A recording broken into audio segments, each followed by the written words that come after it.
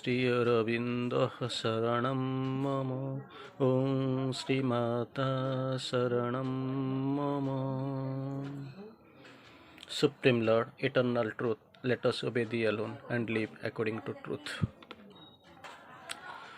Namaste. Very good morning. So, today we are going to discuss the most important topic, that is Sri Aurobindo's life history, chronology of Sri Aurobindo's life, chronological events that happened in Sri Aurobindo's life. In brief, we are going to discuss. As we know, Sri Aurobindo took birth in Kolkata on 15th August 1872. Then he got his early education from 1875 to 1879 in East Bengal, Rangapur and Darjeeling. It was his primary education. In 1879, he started journeying to London for his higher education with his other two brothers, Binay Bhushan and Manmohan. All three went for higher education because Dr. Krishnadhan Ghosh, he was much more an ambitious person. He wanted to give his children in the method of English, especially they were lifted and they were sent to London. From 1879 to 1884, they continued their education. Sri Aurobindo continued his education in Manchester at the guidance of a clergyman, Mr. Druitt. In 1884, he got admitted in St. Paul's School, England. On October 1890, he got his admission in Cambridge, King's College, Cambridge, joined Indian Majlis, and he got his famous speech on Indian independence, in favor of Indian independence there. In August 1892, he qualified ICS, but deliberately he made himself disqualified. He did not join this horse riding test, so he got disqualified because it was not for him to get the job, because he was much more conscious. He was much more eager to serve the India and to come out to India and join the Indian freedom movement, so that crores of people who are there suffering from the corruption and this nepotism and this looting of British government, they must be free, because British people staying in Britain, London, Manchester and Cambridge. Sri Aurobindo was well aware of these British people, their ideology, their methods of looting and all. So he decided not to get the ICS degree, to join the ICS job, rather to join in the Indian freedom movement. On 12th January 1893, he returned to India, reached Mumbai in a ship, but actually that was also a tragic event. In the ship by which he was supposed to return, that got accident somewhere. His father, Dr. Krishnadhan Ghosh, got the news and got shocked. He felt his son is died and is no more. So out of this abuse, out of this tragedy, he met his pathetic end. But actually Sri Aurobindo was saved. It was the divine's will. In the next ship he came back, but actually till that day his father was no more. Like during the departure of Sri Ram, his father as Dasarath died without seeing the face. 6th February 1893, he reached Apollo port of Mumbai, and whenever he reached there, he felt unconceivable, undescribable peace, unshakable peace in the heart. That was the spiritual touch. India welcomed him, and that peace in the heart, actually for that only he was destined. he came to save India. As for him, you others see India as a piece of land, mountain, river, or anything, but I see it is the divine mother. It is the mother, and you see when somebody, one pisas, one dacoit is coming, they are looting, they are drinking the blood from the chest of the mother.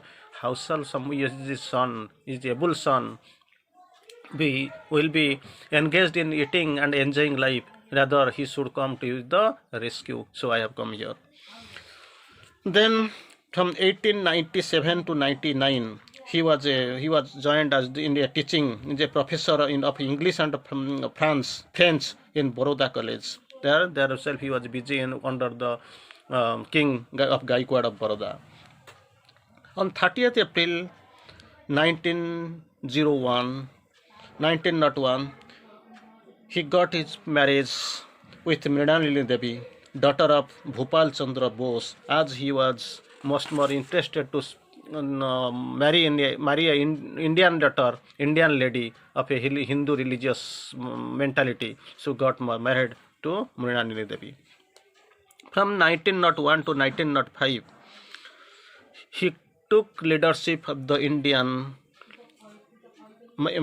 independence, in Indian independence movement, freedom struggle, and started also in making the yoga and all. He started practicing, but actually he told, nothing was yogic in me. But Gaikwad in Baroda observes, whenever he was asked any question to ask, only three things you will be doing: either yes, or or simply remain silent. That time Baroda king would be observing something yogic in it, otherwise so much qualified. And the London returned gentleman, almost qualifying ICS, he will never say such type of words, yes, no, or stop. This simply, it is very much yogic in it. But Sri Aurobindo expresses, mine was the side door entry into the spiritual life.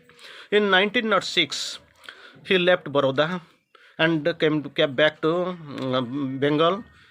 There itself he was engaged in Yugantar magazine, then Bande Mataram newspaper. He started writing, he joined those papers. In 1906, he got arrested in the Bande Mataram office and got released, because there was in sedition case, British government had arrested him but could not get the proofs, so he was acquitted and came back on the bail.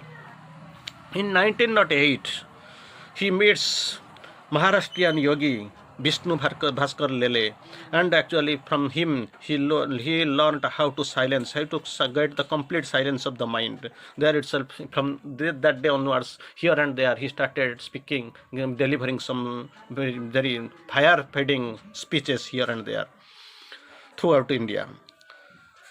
In 1st May 1908, he was got arrested, because these British people, they felt Sri Aurobindo is the most dangerous person.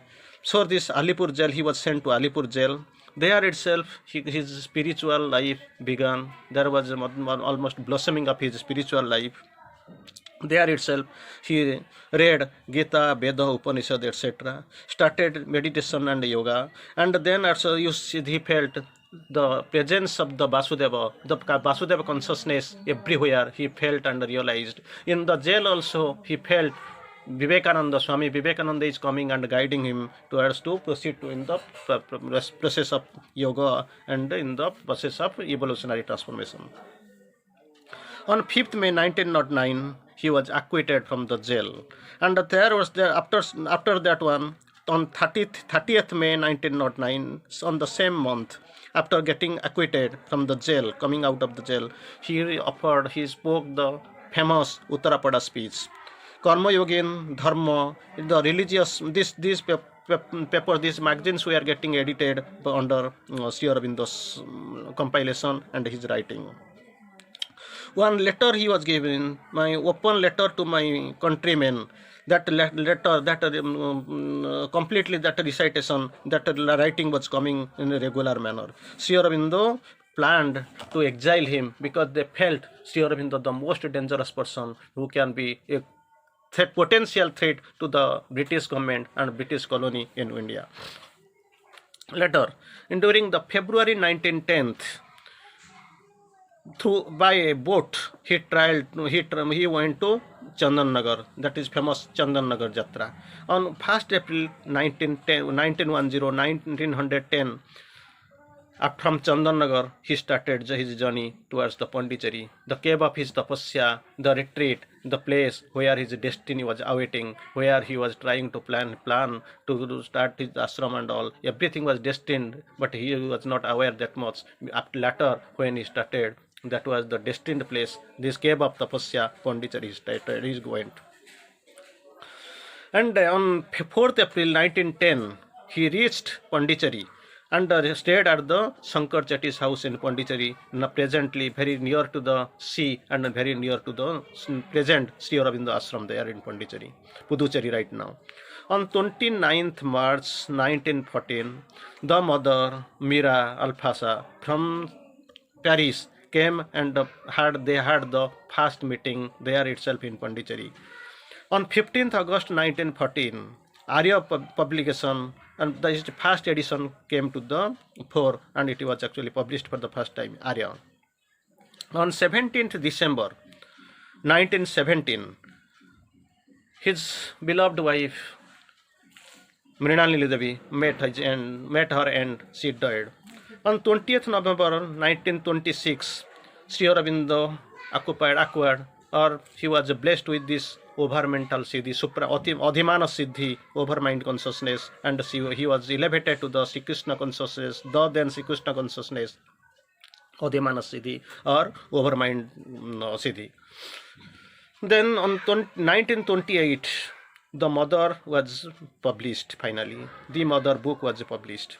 16th February 1928, he had a very brief meeting with the Vishwakavi Rabindranath Tagore, the then Nobel laureate.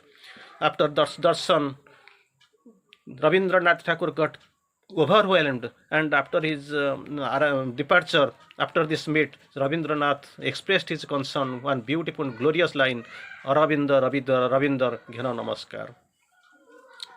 From 1930 to 1938, Sri Aurobindo was mostly busy with his most exciting novel, epic, his magnum opus, his the peak of the crown of his works, Savitri.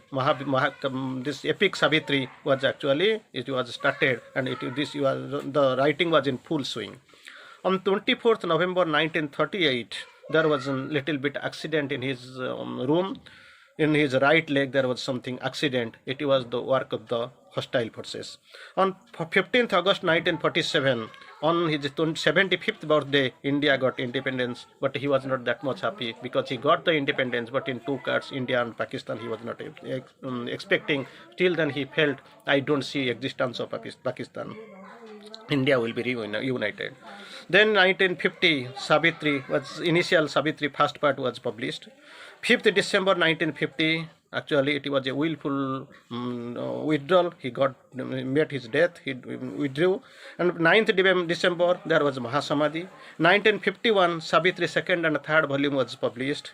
On 15th August 1972, centenary celebration for Sri Aurobindo was going on. So this is the material life and what we have seen, but actually who can understand Sri Aurobindo? He is as vast as the universe. His teachings are limitless. Sri Aurobindo has come down, the supramental avatar. We should remember and salute him. Bande Matram.